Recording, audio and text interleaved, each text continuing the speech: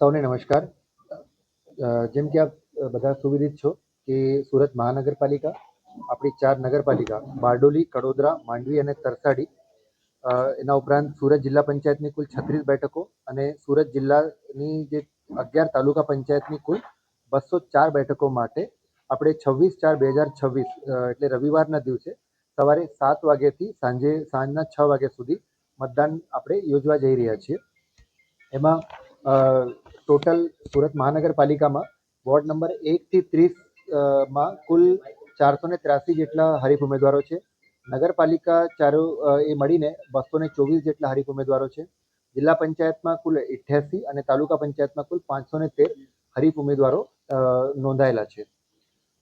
આની વાત કરીએ તો મહાનગરપાલિકામાં ટોટલ પુરુષ મતદાર 13,02,941, મહિલા મતદાર 11,73,451, એમ કરીને ટોટલ 24,76,392 જેટલા મતદારો છે એ પોતાનું મતાધિકારનો પ્રયોગ કરી શકશે. સેમ રીતે નગરપાલિકામાં 92,398 ટોટલ મતદારો છે. જિલ્લા પંચાયતમાં ટોટલ 8,66,717 મતદાર અને એવી તાલુકા પંચાયતમાં પણ સેમ જે મતદારો છે એ આપણો મતાધિકારનો પ્રયોગ પરમ દિવસે કરી શકશે.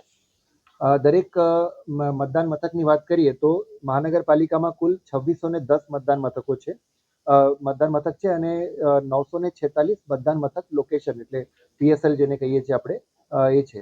એમાં આપણે દરેક જગ્યાએ જ્યાં જ્યાં છાંયડાની વ્યવસ્થા નથી ત્યાં આપણે 1100થી ઉપર મંડપમાં આપણે છાંયડાની વ્યવસ્થા કરી છે. સાથે સાથે કડોદરા, માંડવી, તરસાલી, બારડોલી નગરપાલિકા આમ ટોટલ મળીને 95 એટલે 95 મતદાન મથક છે અને 36 મતદાન મથક સ્થળ છે. જિલ્લા પંચાયત તાલુકા પંચાયતમાં 1153 મતદાન મથક અને 757 મતદાન મથકના મથકો છે. એમાં આપણે પીવાના પાણીની, મેડિકલની અને બાકી જે વ્યવસ્થાઓ છે, છાંયડાની બધી વ્યવસ્થાઓ જે છે આપણે એન્શ્યોર કર્યું છે. ઈવીએમની વાત કરીએ તો BU-CUમાં સુરત મહાનગરપાલિકામાં 6020 BU અને 3070 CU આપણે ઉપયોગમાં લેવાના છે. નગરપાલિકામાં 136 BU અને 129 CU યુઝ થવાના છે અને જિલ્લા પંચાયતની બેઠકોમાં 2750 BU અને 2750 CU એટલે આ રિઝર્વ સાથેનો જે છે એ નંબર છે. તાલુકા પંચાયતમાં 1912 BU 1912 CU આપણે યુઝ કરવાના છીએ. મતદાન મથક સ્ટાફની વાત કરીએ તો મહાનગરપાલિકા, નગરપાલિકા અને જિલ્લા તાલુકા પંચાયત મળીને ટોટલ 20,367 જેટલું સ્ટાફ છે એ મતદાન મથકના દિવસે કાર્યમાં રહેશે. આપણે સિસ્ટમેટિક વોટર અવેરનેસ પ્રોગ્રામ એક્ટિવિટીની વાત કરીએ, ધારો કે સેપની વાત કરીએ તો આ વખતે આપણે સુરત મહાનગરપાલિકા વિસ્તારમાં ટોટલ 24,78,076 મતદારો માટે જિલ્લા ચૂંટણી અધિકારી તરફથી જે કાપલીઓની વિતરણ કરવામાં આવ્યું છે. એમાં લોકો જે છે બધી વિગતો એમને ક્યાં મત કરવાનું જવાનું છે અને એમનું પોતાનું જે મતદાન મથક કયું આવ્યું એ પણ એ સર્ચ એમાં જે QR કોડ આપ્યું છે એમાંથી સર્ચ કરી શકશે. પણ આ કાપલી છે એ મતદાન કરવા માટેનો કોઈ પુરાવો નથી. એ રાજ્ય ચૂંટણી આયોગ તરફથી જે નિર્દિષ્ટ કરેલા જે 14 અલગ અલગ ઓળખપત્રો છે એનાથી જ મતદાન થઈ શકશે. એના સાથે અમે અવેરનેસ પ્રવૃત્તિમાં જે LED ઉપર ડિસ્પ્લેમાં બેનર, પોસ્ટર તે બધું કર્યું છે. જિલ્લા શિક્ષણાધિકારીની કચેરી દ્વારા પણ સ્કૂલો અને કચેરીના કેમ્પસમાં અલગ અલગ સ્પર્ધાઓનું આયોજન કરવામાં આવ્યું હતું. મહેંદી સ્પર્ધાનું આયોજન કરવામાં આવ્યું હતું અને એટલે દરેક સમાજના જે વર્ગ છે એમને આવરી લઈને વોટર્સ અવેરનેસના પ્રોગ્રામ્સ અમે કર્યું છે.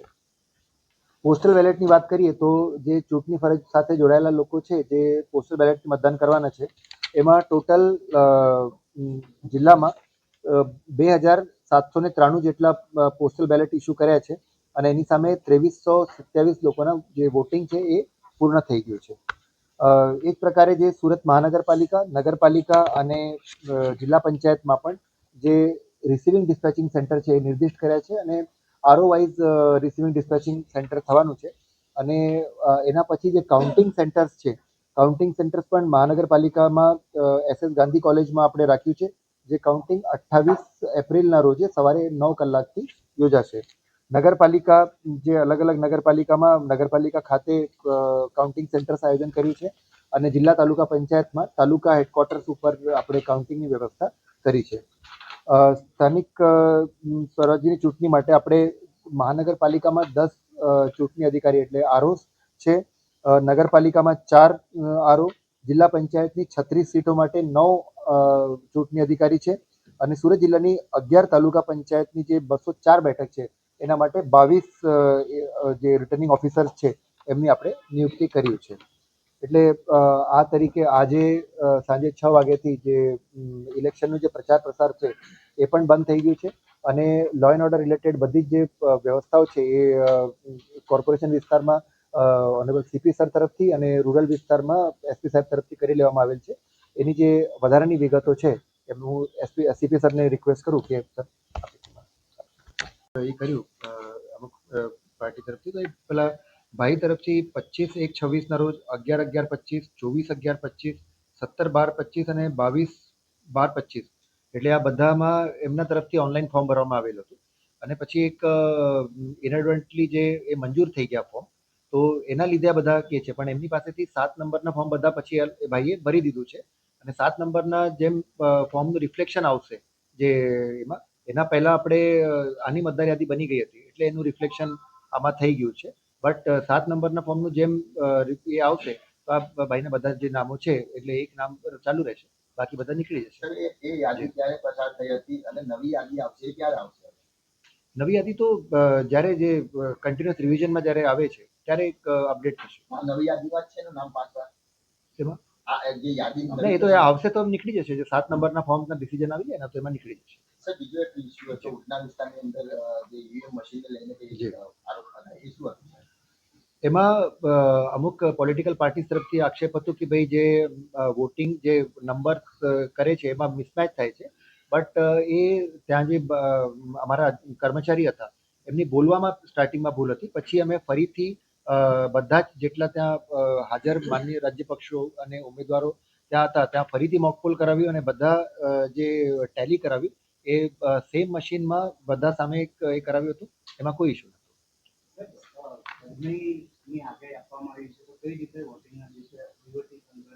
જી અમારા જેટલા પણ વોટિંગ જે મતદાન મથક છે એની અમારે આરઓ અને એઆરઓ કક્ષા તરફથી સંપૂર્ણ જે ખરાઈ છે અને ચકાસણી છે કરી લેવામાં આવેલ છે. જ્યાં જ્યાં પણ નેચરલ શેડ અવેલેબલ નથી ત્યાં અમે મંડપ વ્યવસ્થા કરીએ છીએ.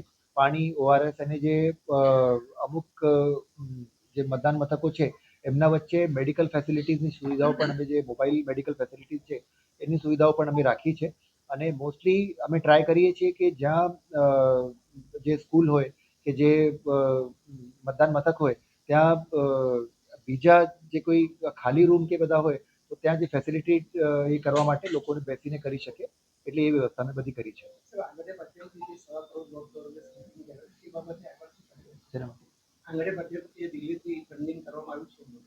એના માટે ઇન્કમ ટેક્સ ડિપાર્ટમેન્ટ તરફ એના જાંચ ચાલુ છે. એના સમગ્ર ડિટેલ અમે લોકો આપી દીધા છે. તેના માટે એની તપાસ ચાલુ છે કેમ કે પોસ્ટલ બેલેટ જે છે કોઈએ ફોટા એ કરીને વાયરલ કર્યા છે બટ એમાં નંબર નથી એટલે એ આઈડેન્ટિફિકેશનની જે પ્રક્રિયા છે અત્યારે ચાલી રહી છે. બિનહરીફની વાત કરીએ તો કોર્પોરેશનમાં કોઈ નથી. નગરપાલિકા જે છે એમાં ટોટલ 16 છે અલગ અલગ નગરપાલિકામાં. તરસાડીમાં, બારડોલી અને માંડવીમાં આ મળીને કુલ 16 સીટ છે વોર્ડમાં બિનહરીફ થયા છે. જિલ્લા પંચાયતની કુલ 4 સીટ છે કિમ, મોર, પલસાણા અને સાયણ એ 4 સીટ બિનહરીફ થઈ છે અને તાલુકા પંચાયતની 204 માંથી 21 જે સીટ છે એ બિનહરીફ થઈ છે.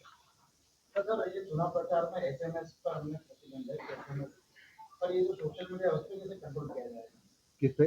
सोशल मीडिया के लिए जो हमारी आरओ एआरओ की जो टीम है वो भी और पुलिस का भी जो साइबर क्राइम का सेल है ये भी इसमें एक्टिव है और अब जो भी इसके अंदर ये हो रहा है जो प्रचार प्रसार हो रहा है इसके ऊपर जो हम लोग है पैनी नजर रखे हुए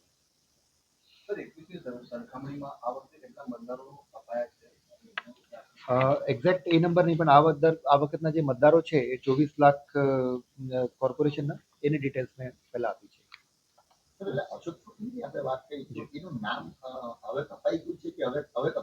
હવે કપાશે પેલા જે એમાં અત્યારે હા એ થઈ જશે અને આમ પણ જે ઇન્ડેલિબલ ઇંકથી એક જ વારે મતદાન કરી શકશે. સર એમાં નોટિસ અપાઈ ખરી સર?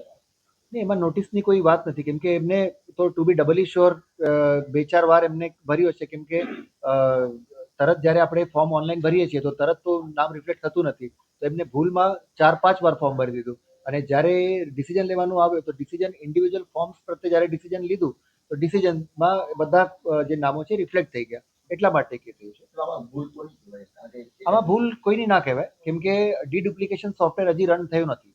જ્યારે ડીડુપ્લિકેશન એ થાય છે તો એમાં જે સિમિલર એપિક છે, સિમિલર નામો છે, એ બધા નીકળી જશે, એટલે આમાં ભૂલની કોઈ વાત નથી.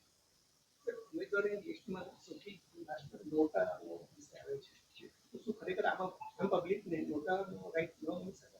ઉમેદવાર તરીકે બધા પાસે પેચી નોમિનેટ થયા હોય.